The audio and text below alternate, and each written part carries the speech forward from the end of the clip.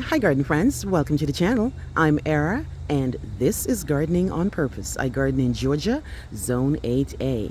For today's video, I'm going to give you an update about what I've been up to in the last couple of days. First up, it's this patio, outside of this patio area. So that's my screened in patio area. And then here is when you first walk out the patio door, right there where the shovel and everything is, and you come out, there's a walkway with some path stones that goes on the other side of the house. But this area here is pretty much shade to part shade. And I've been having a hard time deciding what to do with this. And I killed the grass. You might have seen a video where I actually killed the grass. I put like 3 levels of cardboard down. And then that was like that for a while. And then I couldn't find landscape fabric at Walmart. And, well, the one that I wanted, the cheapy one, because I don't want to invest too much money in the plasticky one. This one is more of a fiber. So I put the landscape fabric on top of the 3 levels of cardboard. And then on top of that, I put some free little rocks that I found. Now, I've been trying my best to find more little rocks for free. And you might have noticed the landscape pins are not all the way in. I will put those all the way in. But I was just too excited to kind of design the stuff to start putting everything down. But I've been finding free little rocks. You guys know my yard is full of all types of rocks, and I've designed my yard based on the rocks that I've found. These are the smallest ones. I will still have to end up and go by river rocks, but I'm trying to use these as a base first and then use the river rocks to fill it in to let it look a little bit more refined. So I bought this bench from Lowe's. And I love it. I put it together. I really love it. And beside that, I have 2 Japanese maples that one is Oregon Sunset and one is I think it's Katsura. That's Katsura, that's Oregon Sunset. And I have another one here. I have 3 Japanese maples that I got from a gift 3 years ago actually. And I don't know where to put this one. I don't know if I'm going to find a newer or a nicer pot to put the Japanese maples in. But this project is nowhere close to done, guys. I just wanted to show you what it looks like. I think, well, let me back up. I think once I paint that, it will really look better, because right now it looks kind of rinky-dink, but that's what I wanted to show you guys. So that's one project I wanted to give you an update on.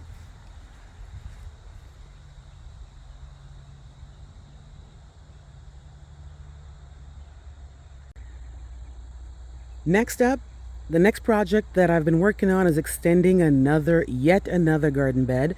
Now, this is where the vegetable garden is. The edible garden did not do well at all this year, guys. I literally got a couple of okras. I did get a lot of beans, a couple of okras. The corns were misformed or malformed, so those weren't edible. I got some strawberries, but it wasn't enough, guys. It really wasn't enough. The time that I put into this garden, the vegetable garden, I did not get the yields back. So it was really not a good harvest at all this year. But so what I ended up doing, there were 2 lines of grow pots. So what I ended up doing, I extended it that way to make more space this way. And what I ended up doing was moving some Obsession Nandinas, those guys here. They were actually in the front.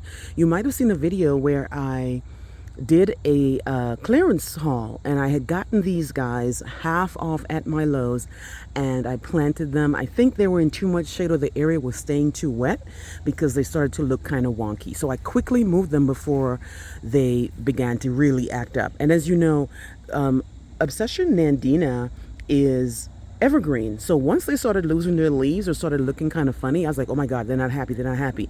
Let me move them. So I moved them and I put them all 5 right here. 1, 2, 3, 4, and this one here, 5. I also moved some gardenias. Now, I don't really show my gardenias too much. I talk about them, and when I first got them, I talked about them, but I mentioned them because they are alive, but they're not thriving, and I think it's the spot where I had them. And this particular one here is Jubilation. This one here was a friend of mine gave me this years ago, maybe 4 years ago. Judy, I always talk about her. I lost her number and everything, but Judy gave me these. I don't know what type of gardenia that is. One here and one here. She gave me them as a seedling, and they are pretty much doing quite well. At first, they were just like, but now they're doing well. Again, they have not flowered, and that's not a good sign. So that one, I don't know what it is. This one is Jubilation from Lowe's that I got on clearance, and this one here is Frost Proof. So they were further back there. So I moved the gardenias up in the hopes, because it's been 2 years now since they've just been surviving and not giving me any flowers. So that's another thing. I also moved some bearded iris. This one here is a purple bearded iris, and I actually just clipped these off the other day because they were looking kind of long and strappy, but you still have to keep them like this so that they can get a little bit more sunshine before they actually go to sleep. So these are two purple bearded irises right there.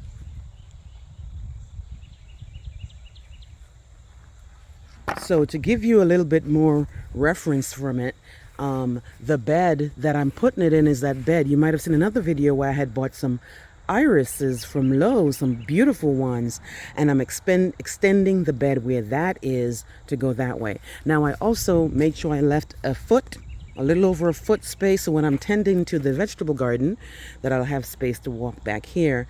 But this is what it's looking like. It's a work in progress, guys. I'm still digging holes. I'm still deciding how I'm going to do this, but this is what I wanted to show you. The 5 Obsession Nandinas got moved from the front. The gardenias were moved from too much shade. Hopefully they'll bloom. And the bearded iris, I actually bring them closer to the sun as well.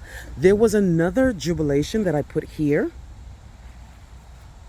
and then another jubilation over there. So I had like 3 jubilations that they were just not doing well, guys. What else did I move? Oh yeah, I planted a Rose Creek Abelia. This one here, again, another clearance plant.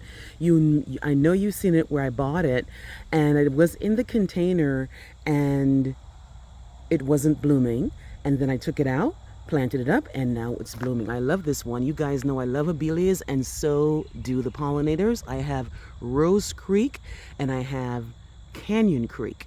So this one's doing well once I put it in the ground. I also moved some butterfly bush. You might have seen a video earlier in the year when my butterfly bush was doing great. This one here is not the dwarf. This is the old-fashioned one, the ones that get really huge, and they took over the area that they were, where they were, guys. So I moved them and put them over here. So there's one right here. This is royal red, and then here's another one right here.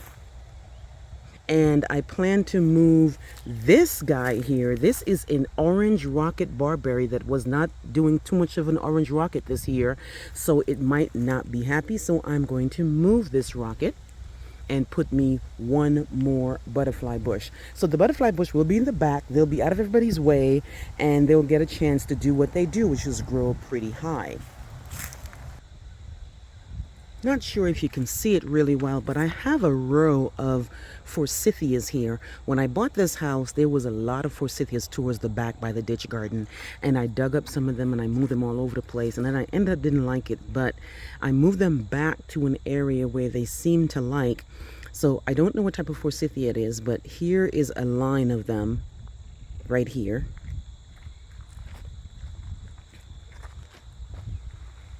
So as you know, forsythias, they bloom and then they foliage. And they are beautiful, beautiful yellow. And I have it all back here by the ditch garden. Let me just kind of go zoom in so you can see it a little bit better. Here they are.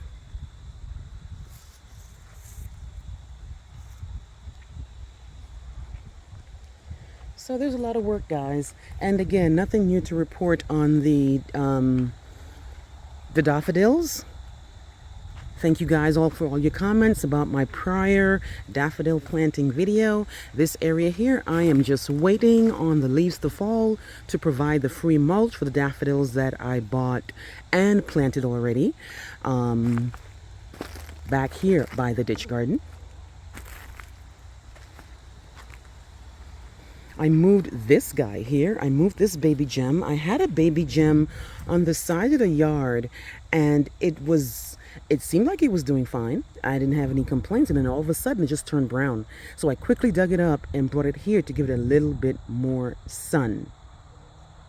Another thing that I moved was this guy here.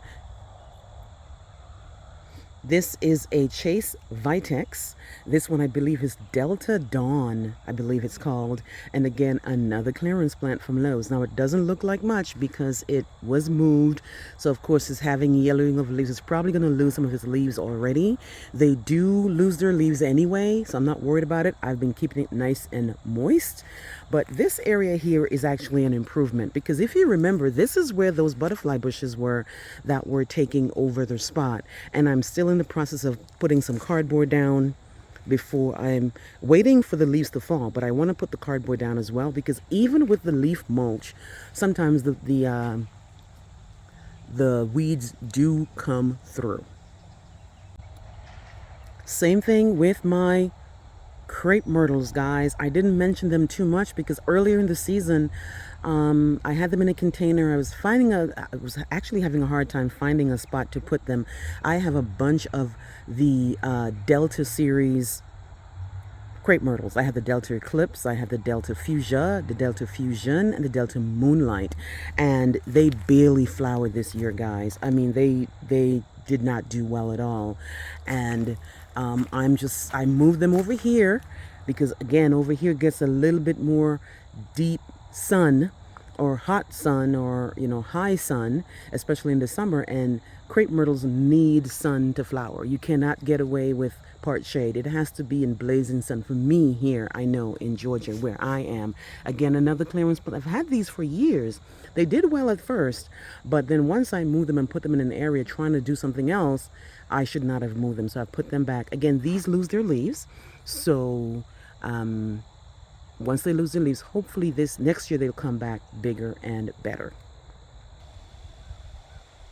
All but 2 of the junipers that I bought in that clearance video. Remember when I had like over 35 plants and I showed you guys? I finally planted the junipers. There's 2 of them that are not in the ground yet because I don't know where to put them, but everybody else is where they're supposed to be. So here's a juniper, there's another one there, there's another one there, and there's another one there. And I can't wait for things to go to sleep so that I can really see exactly how they really add to the garden. My mums in the ground, they're doing great. These are mums from years of me buying mums for containers, and these are just doing absolutely amazing.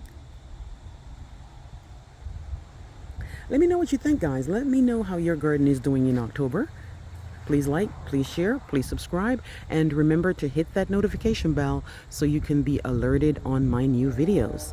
I will see you on the next one. Bye-bye.